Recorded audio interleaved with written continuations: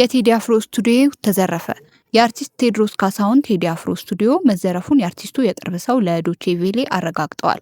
ትናንት ማምሻውን የወጡ መረጃዎች መሳሪያ የታጠቁና በተሽከርካሪ የመጡ አካላት ጠባቂዎቹን በመደብደብ አዲስ አበባ ውስጥ በተለምዶ ሲኤምሲ በሚባሉ አካባቢ ከሚገኘው የአርቲስቱ ስቱዲዮ ንብረቶች መዘረፋቸውን ገልጸዋል።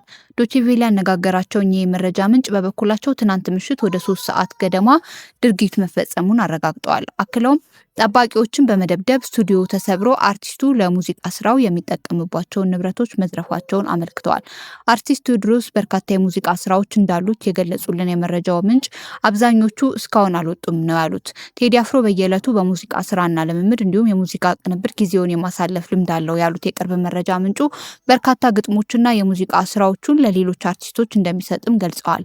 ምንም እንኳ አርቲስት ቴዎድሮስ ካሳሁን ኢቶሪካ የተሰኘ የሙዚቃ አልበሙ ከመውጣቱ በፊት ጀምሮ የስነ ልቦና ጫና ሊያደርሱ የሚችሉ ወከባዎች በአካባቢው የተፈጸመ ቢሆንም እንቅስቃሴው ተገቶም ቢሆን እስካሁን በደህና ሁኔታ ላይ እንደሚገኝ ለዶቼ ቬሌ አስረድተዋል። በመንግስት በኩል የመረጃ እስከተጠናከረበት ጊዜ ድረስ የተባለ ነገር የለም።